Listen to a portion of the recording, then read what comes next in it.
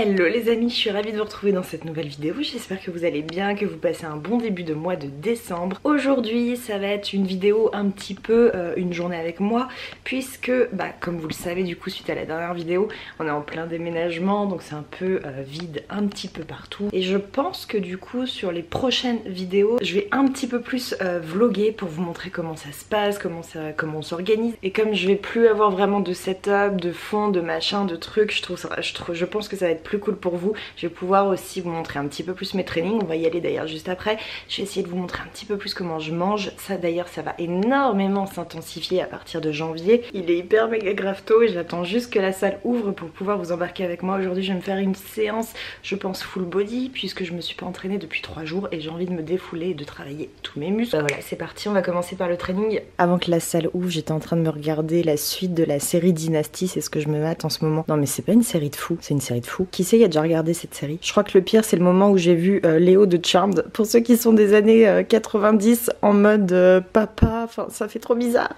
Et ce petit training, on va se le faire avec de la voix off parce que j'ai l'impression que ça fait hyper longtemps que je vous ai pas fait comme ça une description de mon training en voix off. Je le faisais tout le temps au début et je sais pas pourquoi, j'ai un petit peu arrêté. Je commence toujours par mon échauffement articulaire, mobilité. Donc je fais ça pendant 3 à 5 minutes et ensuite j'enchaîne sur le training. Donc là je vais fixer ma bande au banc et je vais commencer par un petit deadlift dumbbell avec la bande.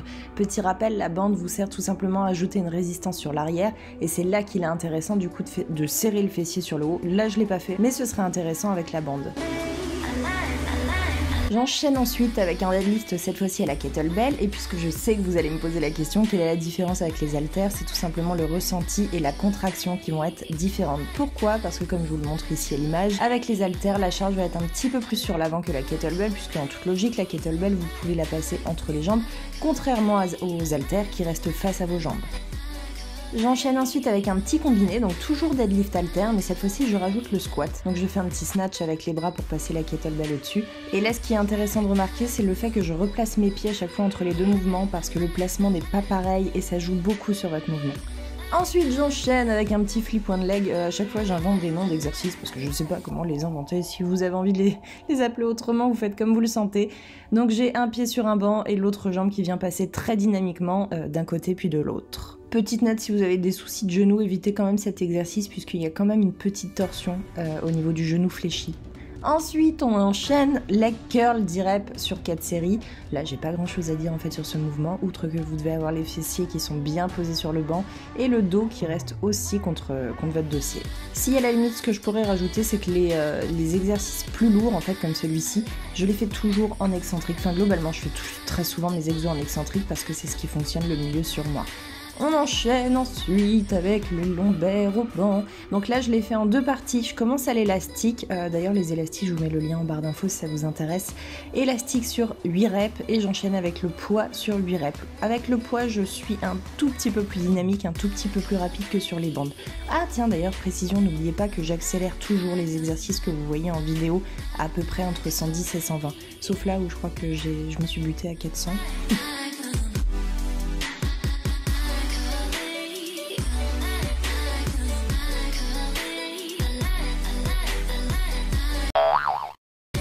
La fameuse machine les gars, si vous me suivez sur Instagram, je vous en ai déjà parlé, je vous en ai déjà fait une petite review de cette nouvelle machine qui vient d'arriver dans ma salle. C'est la fameuse machine à hip thrust, non mais mon dieu je suis tellement saucée qu'elle y soit un truc de fou, le ressenti est dingue, les courbatures sont dingues, enfin bref je la kiffe de la mort. Je l'avais expliqué sur IG, du coup le poids est sur l'avant, du coup le ressenti est vraiment différent, là j'ai pu mettre que 20 kg alors que d'habitude le hip thrust je mets 100 kg, c'est un truc de malade, le ressenti est vraiment différent et vraiment focus sur les fessiers. On a reçu les tabourets de Lilo qu'il y aura dans la cuisine, on a reçu 2, pour l'instant j'en ai commandé 2 parce qu'ils sont très chers, je voulais pas acheter de la merde, et en l'occurrence ceux-là, je sais plus s'ils sont made in France ou made in dans le coin quoi, donc il va aller très cher. On est toujours dans les cartons à mort. Qui connaît l'astuce de se mettre du fard à paupières dans les trous de cheveux pour les cacher, que ça fasse plus homogène? Je teste pour la première fois, c'est pas dégueu hein. Partie face cam, puisque comme vous l'avez vu dans le titre, on va parler du fameux physique et diète update. On va faire un gros retour, un gros point sur ce qui s'est passé ces 2 derniers mois et demi, puisque ça fait du coup 2 mois et demi que j'ai tourné la vidéo sur mon début de sèche entre guillemets. Pour ceux qui n'ont pas compris, je vais pas faire tout le résumé, je vais résumer rapide, mais je vais pas tout redétailler, je vous mettrai la vidéo juste ici, filez la voir parce que sinon vous n'allez rien piger à celle-ci. Pour vous résumer résumer quand même très rapidement, j'avais souhaité démarrer une sèche parce que j'avais envie de me challenger un petit peu. Comme j'ai plus du tout de problème avec mon alimentation, avec mon corps, avec mon physique, je m'accepte totalement. Je n'ai plus les soucis vis-à-vis de la bouffe que j'ai pu avoir par le passé. Je me suis dit pourquoi pas tenter un petit challenge et repousser un petit peu tes limites, voir un petit peu ce dont tu es capable. Et au final ça s'est pas passé du tout comme prévu puisqu'il s'est avéré que je mangeais beaucoup moins que ce que je pensais. J'ai calculé du coup mes calories sur une semaine et il s'est avéré que je ne mangeais que 1200. J'atteignais difficilement les 1200 calories, donc il était hors de question que je rebaisse encore plus pour entrer en déficit calorique. Donc depuis 2 mois et demi j'ai entamé l'inverse, c'est-à-dire que j'ai augmenté progressivement mes calories, ce qui s'appelle en fait un reverse dieting. L'idée étant en fait, je vous avais fait aussi une vidéo là-dessus, je vous la remettrai également soit ici soit en barre d'infos. L'idée de cette pratique est par exemple soit de revenir à une quantité calorique normale après une compétition fitness, soit de réparer son métabolisme, de le redéclencher en quelque sorte, ou encore après un régime, on va appeler ça une perte de gras un petit peu sévère, de revenir à des quantités caloriques qui soient tout simplement normales, classiques et que l'on puisse tenir. Donc pour être transparent avec vous, c'est la deuxième fois que je tourne cette partie de vidéo parce que j'ai eu un gros bug avec la première fois, j'avais mon objectif qui était vraiment hyper dégueulasse et du coup j'étais genre mais vraiment totalement floue sur la tronche, enfin les plans étaient inutilisables, ils étaient dégueulasses et malgré que vous m'ayez poussé sur Instagram à la sortir quand même, je peux pas sortir quelque chose de cette qualité là, donc on la retourne. Mais le truc dommage c'est que la première fois j'avais découvert les résultats en direct avec vous, en tout cas pour le poids et la masse graisseuse, et là au final je les connais déjà, mais en tout cas ce que je peux vous dire c'est que vous allez halluciner.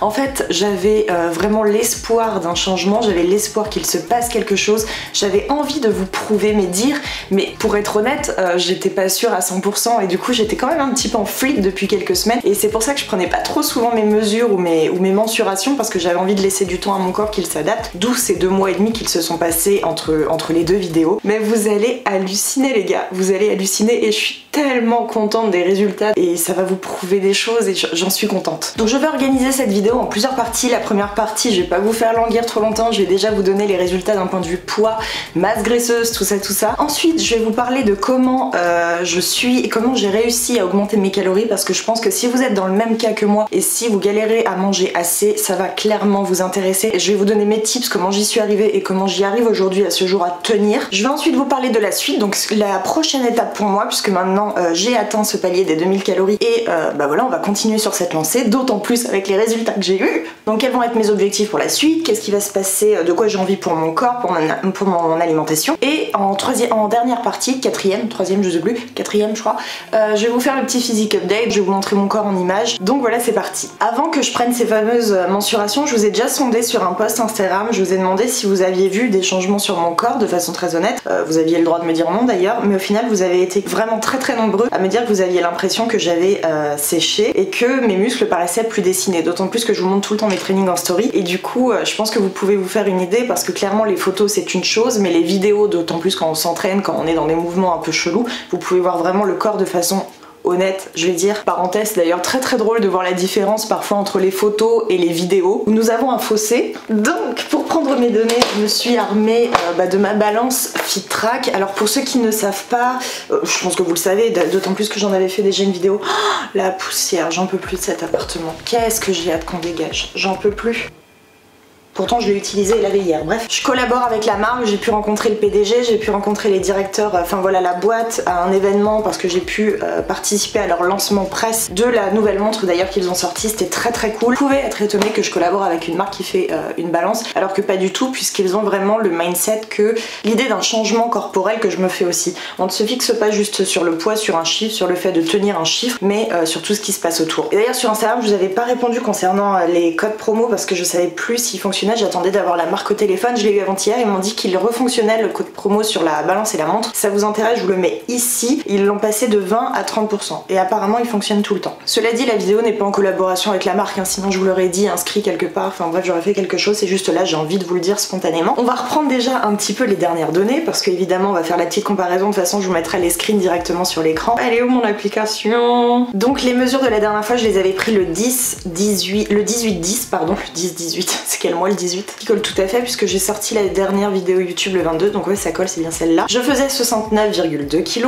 une masse graisseuse de 24,1, IMC on s'en fout, les muscles 47,7 et ce que je voulais voir, la graisse viscérale 5, la graisse sous-cutanée 22,7 et voilà, c'est tout ce qui est à peu près intéressant. Poids sans graisse 52,5, donc si j'étais hyper sèche en mode compète de fitness la veille, je ferais 52,5 kg, mon dieu. Asseyez-vous. Je remets dans le contexte, j'ai augmenté mes calories, je les ai passées de 1200 à 2000 et je fais à ce jour 67,1 kg, masse graisseuse de 22,9, muscles de 47,2, la graisse viscérale je suis passée de 5 à 4 et la graisse sous-cutanée à 21,7.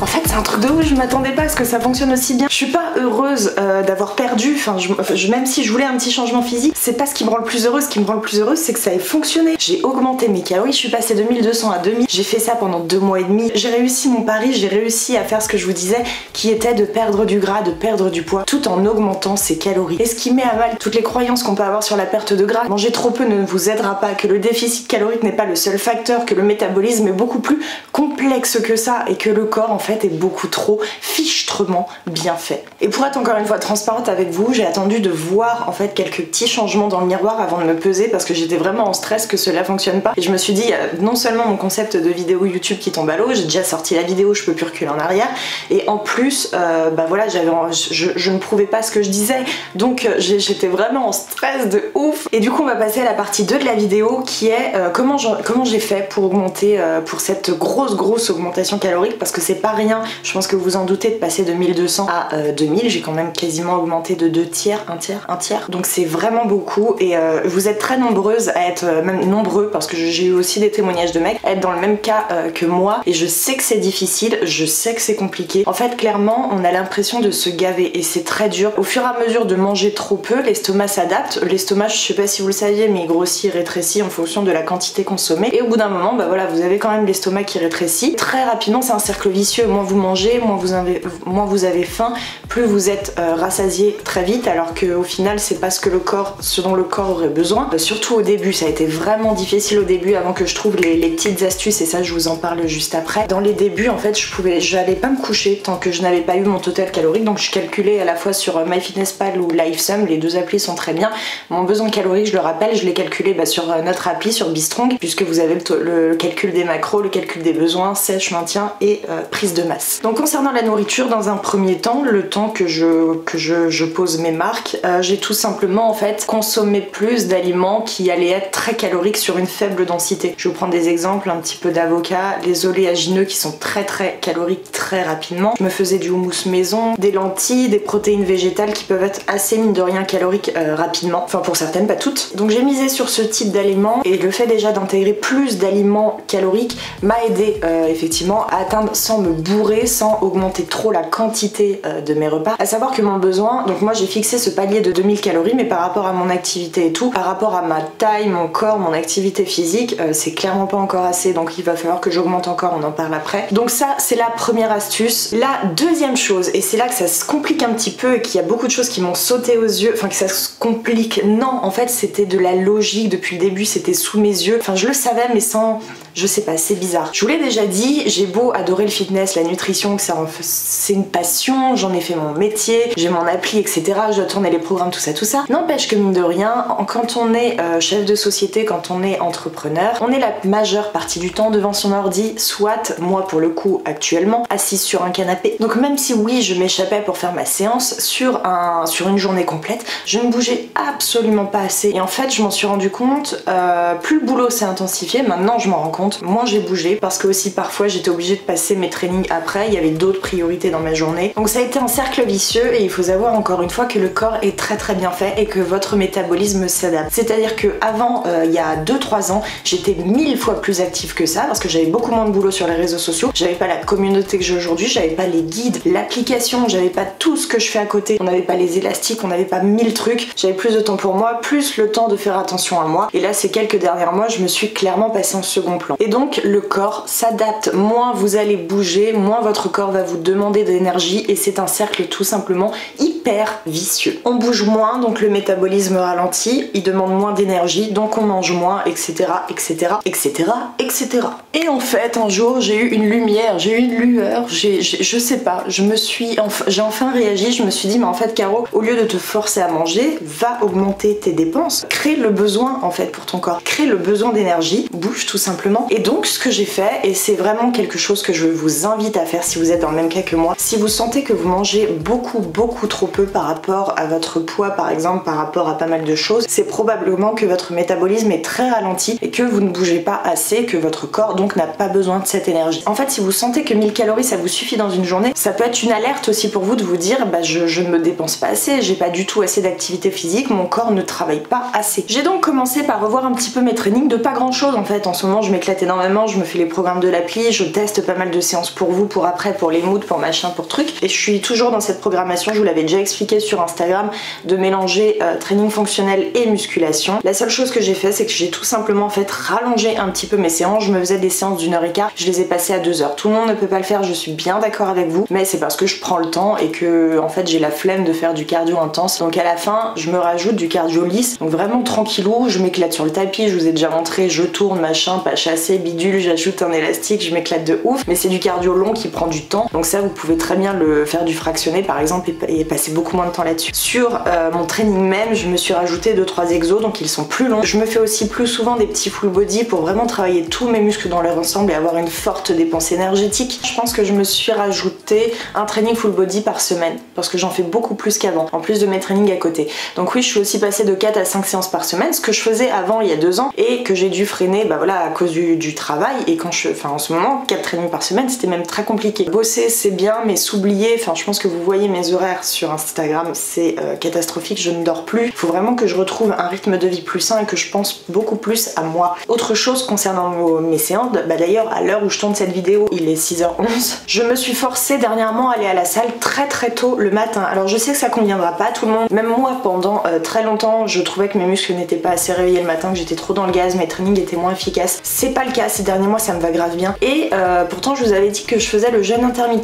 Et là en fait j'ai dû casser mon jeûne assez régulièrement. Je m'en fous de le casser, hein. C'est juste à la base je pratiquais le jeûne pas en me forçant, c'était parce que mon corps ne réclamait pas d'énergie le matin. Là le fait de m'entraîner, je vais m'entraîner environ de 6h30 à 8h, 8h30, parfois 9h quand vraiment je pousse. Et bien mon corps, ce qui ne m'était pas arrivé depuis très longtemps, m'a réclamé de l'énergie le matin. Et entre 9 et 10h, je pète la dalle sa mère. C'est pas encore forcément tous les matins, mais il est vrai que j'ai beaucoup plus souvent, il y a la moitié des journées de ma semaine où j'ai faim le matin et où je vais petit déjeuner. Et j'ai vraiment faim. Plus en fait j'ai bougé, plus j'ai augmenté cette dépense énergétique et mon activité quotidienne, plus mon corps a réclamé d'énergie. Et ça c'est clairement un truc qui m'a aidé dans ma démarche, mais vraiment.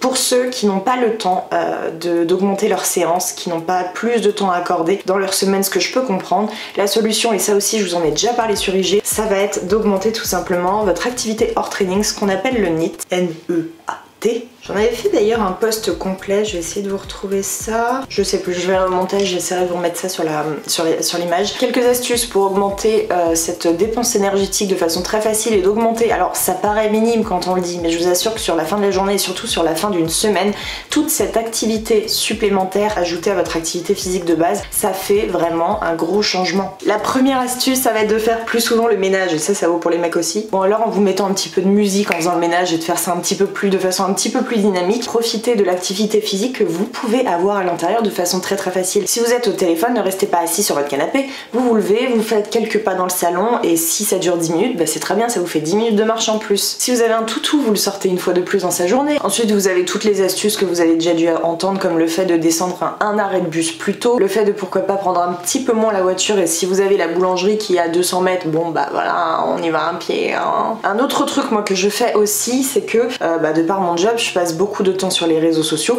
Bah maintenant je me lève, si je dois être sur Instagram ou sur Facebook ou sur d'autres sites depuis mon téléphone, je me lève et encore une fois je fais les 100 pas. Au moins c'est une activité qui peut être profitable pour votre corps et on n'est pas juste à chiller sur le téléphone de façon inutile. Autant allier les deux, optimiser votre temps, optimiser le temps que vous avez à disposition. Et si je peux vous dire une autre chose, tous ceux qui disent je n'ai pas le temps, moi mes coachés, quand je décryptais leur journée, je leur trouvais grave de temps. C'est juste qu'en fait ne pas avoir le temps, c'est dans le cas où on accorde 1 heure à Netflix midi et soir, c'est dans le cas où on passe 1 heure de plus sur les réseaux sociaux le soir, c'est dans le cas où la douche vous prend 45 minutes. On pense très souvent ne pas avoir le temps, mais la plupart du temps c'est une question d'organisation, c'est une question d'optimiser son temps. Dernière astuce là-dessus, si jamais vous avez une journée, ce qui peut arriver, je vous comprends, vous avez vraiment la flemme d'aller à la salle. Vous prenez votre tapis dans votre salon et vous faites juste une séance de stretching. C'est pas le truc qui va vous saouler, qui va être épuisant, c'est pas le truc... ou une séance de mobilité, vous avez le programme Mobility and Step sur l'application qui est absolument top pour ça parce qu'il est doux